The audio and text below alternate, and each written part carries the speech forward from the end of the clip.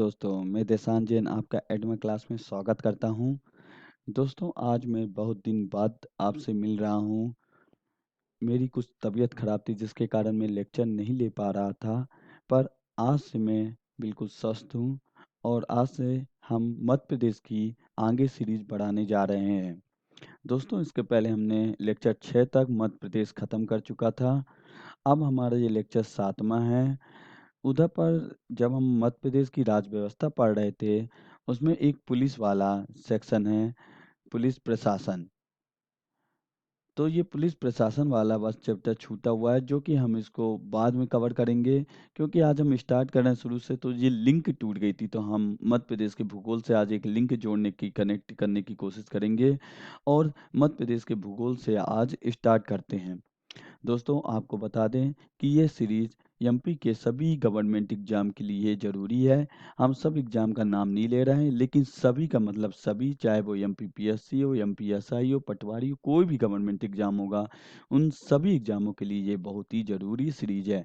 और दोस्तों, हम मध्य प्रदेश को बहुत ही डीप पढ़ रहे हैं, ऊपर ऊपर फैक्ट नहीं, हम इसको डिटेल में समझने की कोशिश कर रहे हैं और हर चीज़ को लिंक करने की कोशिश कर रहे हैं। तो चलिए दोस्तों, एक सुंदर विचार से स्टार्ट करते हैं। कभी अकेला चलना पड़े तो डरिए मत, क्योंकि शमशान शिखर और सिंहासन।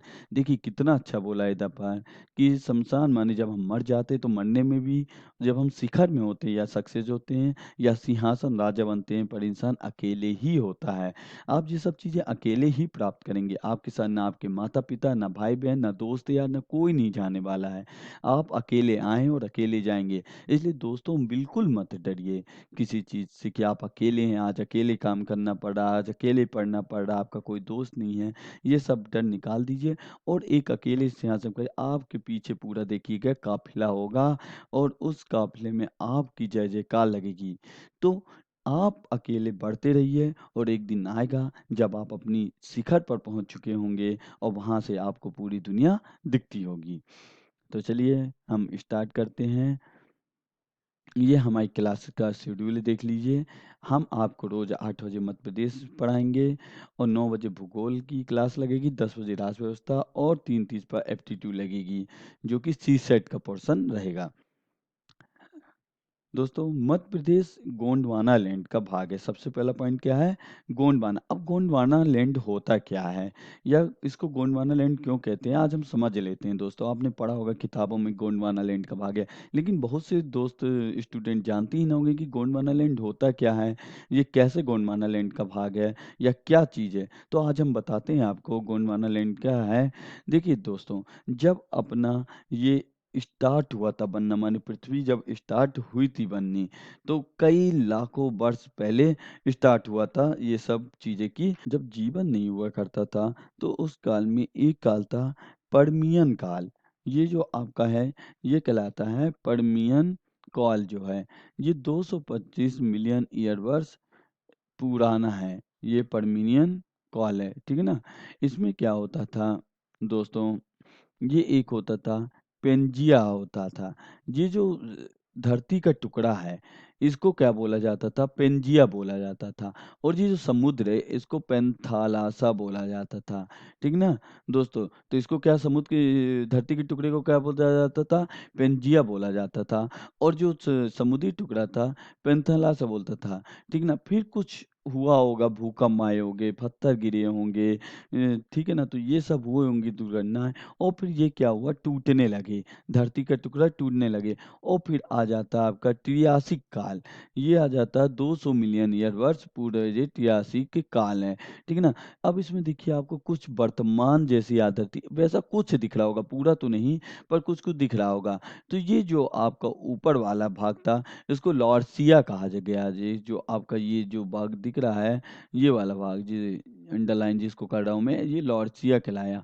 और ये जो नीचे वाला भाग है, इसको गोंडवाना लैंड बोला गया, ठीक है ना। तो आपका क्या है, मध्य प्रदेश गोंडवाना लैंड का भाग है, ये बताया जा रहा है ना। तो ये जो नीचे वाला माने इसको क्या किया, ये इक्वेटर है, आप देख रहे हैं पहले चित्र में, इक्वेटर के बीच से ये क्या हो गया, टूट गया। ये भी इक्वेटर है, ये देखिए। अब ये कुछ अफ्रीका टाइप का दिख रहा होगा आपको, ठीक है ना। और ये अमेरिका टाइप का, ये साउथ अफ्रीका टाइप का, तो ऐसा कुछ शेप में बदल गया। गया, और जो नीचे इक्वेटर के नीचे वाला पार्ट हुआ उसको गोंडवाना लैंड कहा गया, और जो इक्वेटर के ऊपर वाला पार्ट हुआ उसको लॉर्डसिया बोला गया। फिर इसके बाद आता है, ये आपका तीसरा फिगर ओपन हो गया है, ये है जुरासिक है काल, जो 135 मिलियन ईयर एगो में है। अब इसमें देखिए आपकी थोड़ी और वर्तमान स्थिति दिख रही होगी, ठीक है ना। ये जो आपका पार्ट है इसको आप देखिए, ये पार्ट जो अभी अंगारा लैंड का पार्ट है, अब ये क्या होगा, टूटेगा, ठीक है ना। टूट के ये कहाँ जाएगा, इधर जाके वो फिट होगा, ठीक है ना, जिससे इंडिया का निर्माण होगा। अभी इंडिया ऊपर ऊपर हिस्सा है। अब ये देखिए दोस्तों, ये और ये इधर पर टूट गया है, ये मेडागास्कर बन गया, ये ये मेडागास्कर, और ये अभी पार्ट क्या है, अलग से अंगारा लैंड का रखा हुआ है, और जो 65 मिलियन पूर्व है इसे क्रेटेशियस काल बोला कर जाता है। देखिए हर काल में इसको बांटा गया है। यदि आपको 225 मिलियन वर्ष पूर्व बोलेगा तो उसको कौन सा कहेंगे, पर्मियन काल बोलेंगे। 200 मिलियन वर्ष पूर्व को ट्रियासिक काल बोलेंगे। 138 मिलियन वर्ष को क्या कहेंगे, जुरासिक पार्ट, और 65 मिलियन वर्ष को क्या करें, क्रेटेशियस काल बोला जाएगा। ठीक है दोस्तों, अब देखिए यहाँ पर आप ये टुकड़े को ध्यान रखिएगा, ये टुकड़ा जो टूटेगा, ठीक है दोस्तों, अब इससे बनेगा ये, अब ये अपना वर्तमान का जो है ये वैसी है जैसे अभी वर्तमान में है। तो वर्तमान में क्या है, ये नॉर्थ अमेरिका हो गया, ये साउथ अमेरिका हो गया, ये अफ्रीका हो गया, ठीक है ना दोस्तों। फिर इसके बाद क्या है, यूरोप हो गया, और फिर ये एशिया हो गया, और ये क्या हो गया, ऑस्ट्रेलिया हो गया, और इधर पर न्यूजीलैंड है ना। तो यहाँ पर देखिए आप, ये जो है ये आपका इंडिया है, ठीक है ना। अब ये जो नीचे वाला हिस्सा है, ये जो दिख रहा है ये वाला हिस्सा, ये कहाँ से आया टूट के, यहाँ से टूटते हुए यहाँ पर फिट हो गया, ठीक है ना। जब ये फिट हुआ, यहाँ पर एक समुद्र हुआ करता था, तो वो समुद्र में आज हिमालय पर्वत खड़ा हो गया है, ठीक है ना। इस आज आपने सुना होगा कि अभी भी इसको युवावस्था में कहते हैं हिमालय को, क्योंकि ये प्लेट क्या हो रही हैं, ऊपर की ओर जा रही हैं, ये ऊपर की ओर जा रही है प्लेट, और ये प्लेट ऊपर की ओर जा रही है, जिसके कारण हिमालय क्या होता है, बढ़ता जा रहा है। अभी भी ये रुकी नहीं, ये प्लेटें हमेशा चलती रहती हैं। आप इसको इस तरह भी समझ सकते हैं कि कोई पानी का, समझ लीजिए ये थाली है, और इस पे छोटी-छोटी थालियाँ रखी हुई हैं जो कि तैर रही हैं। वैसे ही ये एक पूरी, ये क्या हो गया, थाली हो गई। इसमें ये सब क्या है, छोटी-छोटी थालियाँ हैं, और उन थालियों पे क्या कर रही हैं, मूव कर रही हैं। क्या वो पानी में क्या करती रहेंगी, मूव करती रहेंगी। तो ये क्या कर रही हैं, थालियाँ पानी में मूव करती हुई दिखेंगी आपको। अब ये पानी जो मूव कर रही हैं, ये क्या कर रही है, ऊपर की ओर मूव करती है। अब ये ऊपर की ओर, ये प्लेट इधर की ओर मूव कर रही थी, ठीक है ना, ये इधर गई। देखिए आप इसको जब जोड़ेंगे ये वाले हिस्से को, तो यहाँ पर क्या हो जाएगा, ये फिट हो जाएगा। तो इसी तरह सब टुकड़े एक दूसरे से फिट हो जाएंगे, और हम पहले वाले फिगर के जैसा बन जाएगा। पर दोस्तों ये अभी माने टूट चुकी हैं, और जो इधर पर जो अपना इंडिया को ध्यान रखिएगा, ये हो गया, इसलिए इसको यहाँ से गया है, और ये क्या था, अंगारा लैंड था, ठीक है ना। अंगारा लैंड होने के कारण इसको क्या किया गया, भारत को मध्य प्रदेश को अंगारा लैंड का हिस्सा माना गया। ये दोस्तों रहा अंगारा लैंड के बारे में। आप समझ गए होंगे अच्छे से क्यों हम मध्य प्रदेश को अंगारा लैंड, वो उसका क्या, गोंडवाना लैंड कहते हैं, सॉरी दोस्तों, अंगारा लैंड बोल दी, ये क्या है, गोंडवाना लैंड। तो क्यों गोंडवाना लैंड का हिस्सा बोला जाता है, क्योंकि यहाँ से वो नीचे से गया, और जो नीचे वाले हिस्से रहते हैं उसको गोंडवाना लैंड बोला जाता है। अब लैंड लॉकेट, मध्य प्रदेश क्या लैंड लॉकेट है। लैंड लॉकेट का मतलब क्या होता है दोस्तों, बता देते हैं आपको।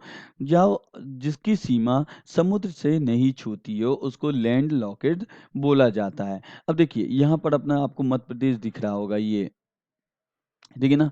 अब यहाँ क्या है, राजस्थान है, ये गुजरात की समुद्र से छुप रही है, महाराष्ट्र है, महाराष्ट्र के समुद्र से छुप रही है, छत्तीसगढ़ भी क्या है, लैंड लॉकेट है, ठीक है ना।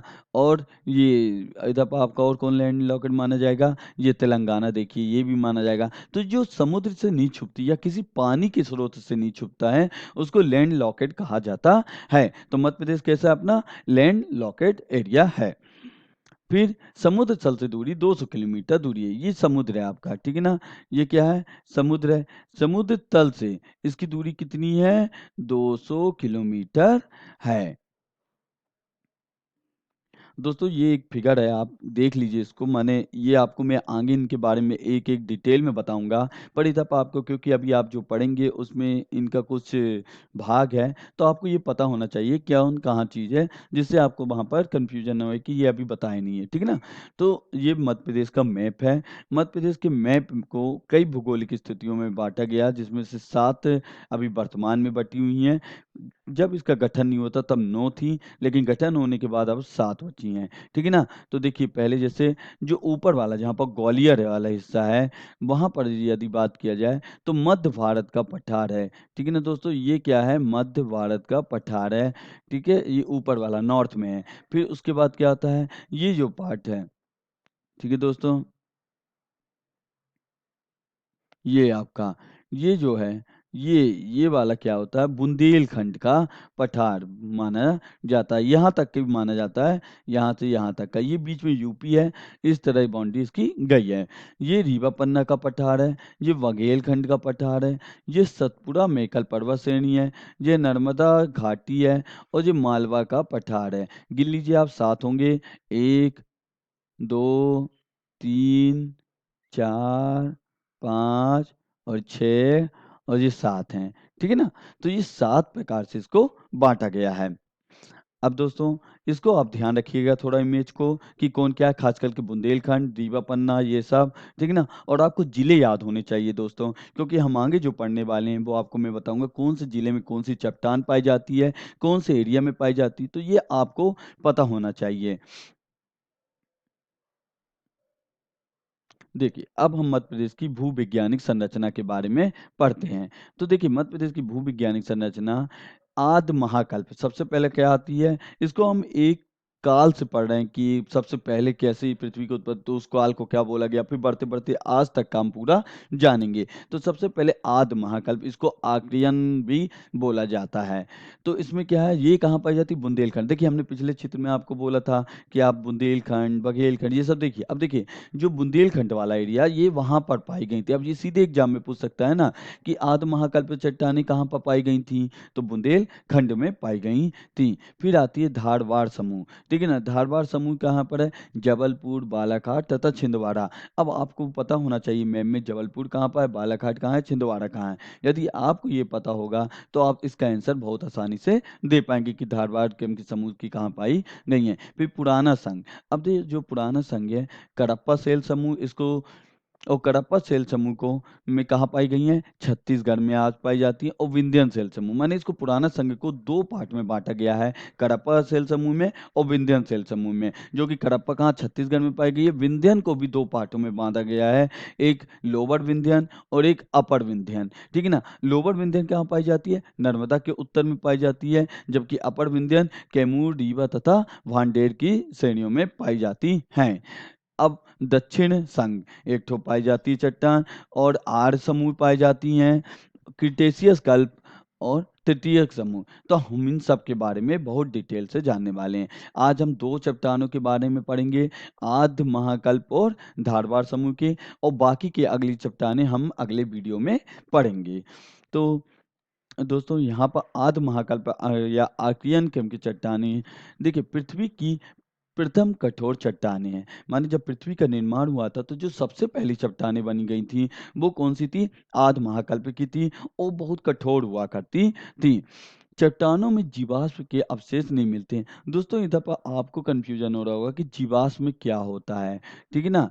या जीवाश्म का अर्थ क्या होगा? तो देखिए दोस्तों क्या होता है, जब कोई चीज़, आप पेड़ पौधे आपने देखे होंगे जहाँ पर बहुत सारे, वहाँ पर उनके पत्ते झड़ते रहते हैं, आपने देखा होगा। और वो झड़ते हैं तो वो एक खाद के रूप में बन जाते हैं या दलदली क्षेत्रों के रूप में बन जाते हैं, जिसमें कीड़े मकोड़े लग जाते हैं, ठीक है ना?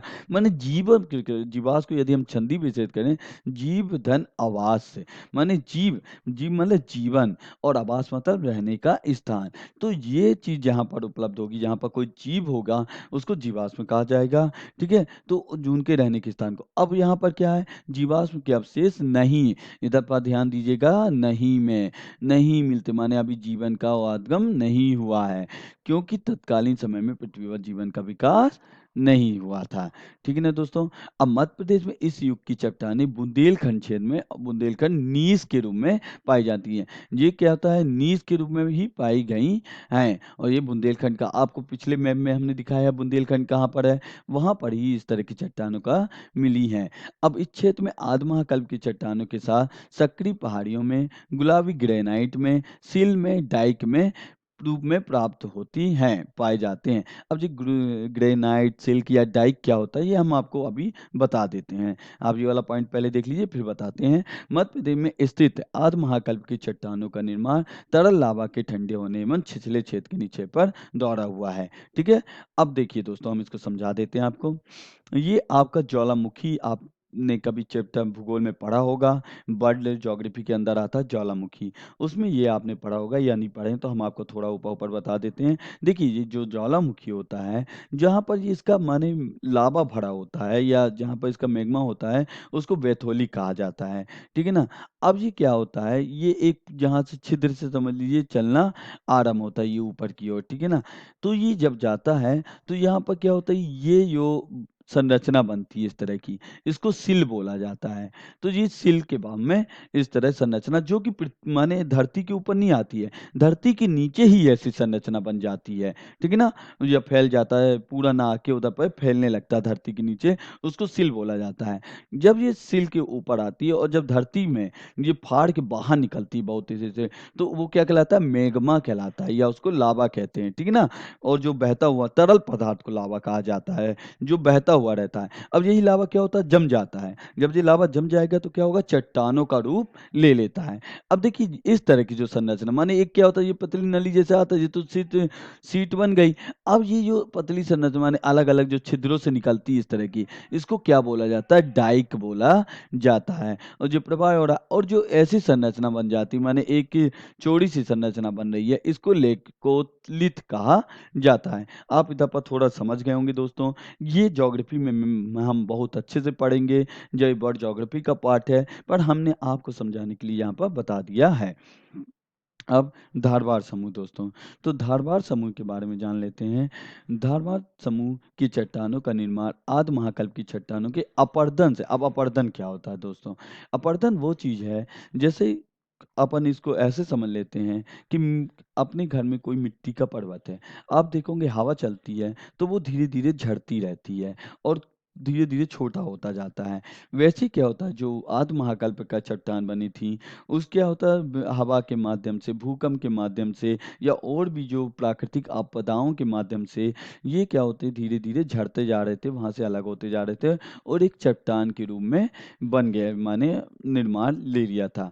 अब जब ये हटते हुए, जैसे हवा कई चीज बहा के एक जगह इकट्ठी करती है, वो भी चट्टान का रूप ले लेता है। तो इस तरह की चट्टानों को क्या बोला गया, धारवाड़ समूह की चट्टान बोला गया। अत्यधिक ताप एवं दाब के कारण इसका कायांतर होने से चट्टानें अधिकतर फाइलाइट, शिस्ट तथा स्लेट के रूप में पाई गईं। अब क्या हुआ कि इनका कायांतर माने कहीं पर टेम्परेचर, एक जो टेम्परेचर और प्रेशर होता था, वो जिस कंडीशन में पाया गया तो ये फाइलाइट, शिस्ट तथा स्लेट के रूप में बदल गई। प्राचीन चट्टानों के अपरदन से बनने के कारण इनमें भी जीवाश्म नहीं मिलते हैं। ठीक है ना? ये भी आदि महाकल्प से बनी है और इसमें भी जीवाश्म नहीं पाया जाता। आपको मैंने जीवाश्म मतलब बता दिया कि क्या होता है। मध्य प्रदेश में धारवाड़ समूह की चट्टानें मुख्य रूप से जबलपुर, बालाघाट तथा छिंदवाड़ा में मिलती हैं। देखिए दोस्तों, इसको मैं याद करने की बहुत अच्छी ट्रिक बताने वाला हूँ, आपको हमेशा ये याद रहेगी। ठीक है ना? अब आप इधर पर देखिएगा, मैं बताऊंगा आपको। जबलपुर में इस सेल समूह को रवेदार, डोलोमाइट, चूने पत्थर, संगमरमर नर्मदा की घाटी में पाया जाता है। दोस्तों आपको पता होगा संगमरमर कहाँ पाया जाता है, सबसे ज्यादा जबलपुर में पाई जाती है, भेड़ा घाट वाले स्थान में के स्थान में संगमरमर की पाई जाती हैं। तो वहाँ पर ये पाया जाएगा। और इस सेल समूह में डोलोमाइट और चूने पत्थर भी, जैसे कटनी में बहुत ज़्यादा चूलामाइट, पहले कटनी वहाँ का हिस्सा हुआ करता रहा, तो पाया जाता। नंबर 1 स्थान क्यों है कटनी का चूना पत्थर में। तो इस तरह की सेल समूह कहाँ पाई जाएंगी, जबलपुर वाले में। छिंदवाड़ा धारवाड़ सेल समूह में सौंसर और सीरीज और सिकोली सीरीज, सौंसर और सिकोली सीरीज की पाई जाती हैं। अब दोस्तों इधर पर मैं आपको एक ट्रिक बताने वाला हूँ, जिससे आपको ये याद हो जाएगा कि सौंसर और सिकोली की यहाँ पर पाई जाती है। सबसे ज़्यादा दोस्तों यहीं पर गलतियाँ होने की संभावनाएँ होती हैं। अब देखिए दोस्तों क्या होता है, सबसे पहले धार। धार किसकी होती है? एक चाकू हम बना लेते हैं, ये मान लीजिए अपना चाकू है, ठीक है ना? तो ये चाकू ये पकड़ने वाला हत्था हो गया, और ये क्या है कि इसकी धार बहुत तेज है, ठीक है ना? अब ये धार है, तो धार चाकू माने धार से मतलब क्या गया? धार वार, ठीक है ना? देखिए धार से धार वार बन गया। अब क्या होगा, ये छेद कर देगा, माने किसी इतनी धार है कि ये कोई भी चीज में छेद कर देगा, माने छेद माने छिंदवाड़ा। अब ये छेद काहे में करेगा? काली, ठीक है ना? माने सिकोली, ठीक है? और काली सिर पर क्या होता है, किसी के भी काले सिर पर ये छेद कर सकता है, इतनी धार है इसमें। तो सिर मतलब सर मतलब सौंसर। तो देखिए दोनों वर्ड लिए, तो सिकोली सौंसर काहे पाए रही है? धारवाड़ क्रम की चट्टानों में छिंदवाड़ा में पाई जाती हैं, ठीक है ना? और इसमें मैंगनीज निक्षेप नहीं निक्षेप मिलते हैं। अब देखिए बालाघाट। अब बला, देखो हम बोलते हैं ना बला, बला मतलब क्या होता है, जो या प्रेमिका होती है, या कह सकते हैं कि लड़कियों को भी लोग माने, देखिए हमको याद करना है, ये किसी के लिए नहीं, लेकिन अपन बोलते हैं ना किसी को सुंदर किसी को देखते हैं तो क्या बला आ गई, तो वैसे ही है बला मतलब बालाघाट। और जब बला को देखते हैं तो ऐसा लगता है ना कि उससे टच करें, उसको छुएं, चिपकें। तो देखिए इसी टाइप का है चिल्पी। तो दोस्तों आपको याद हो गया होगा ये दोनों की कौन कहाँ पाई जाती हैं, ठीक है ना? और अत्यधिक मोटी, अब इधर पर पढ़ते हैं, जिनमें अत्यधिक मोटी स्लेट और फाइलाइट की तहें मिलती हैं। दोस्तों कुछ भी हो, अपन को कहानी के माध्यम से जैसे भी अपन को इसको याद करना है। तो दोस्तों आज का मेरा लेक्चर यहीं समाप्त होता है। आज हमने 2 चीज़ें पढ़ ली हैं। अब हम नेक्स्ट लेक्चर में इसके आगे पढ़ेंगे पुराना संघ को। क्या और आप यदि हमारे पीएससी या एमपीपीएससी के ग्रुप से ज्वाइन होना चाहते हैं, तो इंस्टाग्राम, टेलीग्राम और फेसबुक में ज्वाइन हो सकते हैं। आप यहाँ पर क्लिक हेयर में आप क्लिक करेंगे और ऑटोमेटिक हमारे आप पेज में पहुँच जाएँगे, और वहाँ से आप इसको ज्वाइन कर सकते हैं। दोस्तों टेलीग्राम में कई करेंट अफेयर की न्यूज़, क्यूज़ वगैरह सब डाले जा रहे हैं। आप वहाँ से क्यूज़ लगाते रहिए। रोज़ डेली डोज़ स्टार्ट किया गया हमारे एप्लीकेशन में। आप एप्लीकेशन एडमा क्या डाउनलोड कर लीजिए, आपको प्लेलिस्ट में मिल जाएगा, और वहाँ से आप एडमा को डाउनलोड करके आप डेली फ्री क्विज दे सकते हैं और अपनी तैयारी को बेहतर बना सकते हैं। दोस्तों हमने आज क्या सीखा है? तो आज हमने 2 चीज़ जानी है। सबसे पहले हमने क्या जाना है कि एक तो गोंडवाना लैंड का हिस्सा है, और गोंडवाना लैंड क्या होता है ये हमने देखा है। दूसरा लैंड लॉकेट है अपना, है ना? तो लैंड लॉकेट किसे कहते हैं ये जाना है।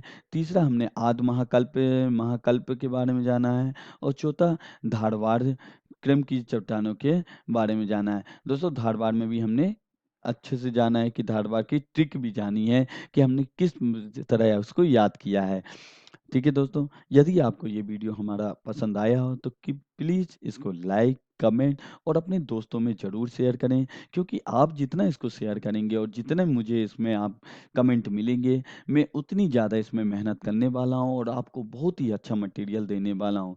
दोस्तों जैसे ही ये बहुत ज़्यादा आप इसको कर देंगे तो शेयर, और लोग ज़्यादा व्यू देखेंगे, तो इसकी मैं आपको फ्री पीडीएफ अपने टेलीग्राम चैनल में दे दिया करूँगा। और दोस्तों सब्सक्राइब ज़रूर करिए, क्योंकि आपके एक सब्सक्राइब से हम लोग का मोटिवेट भी होते हैं, और वहाँ से आपको और वीडियो बनाने की हम लोग को प्रेरणा मिलती है।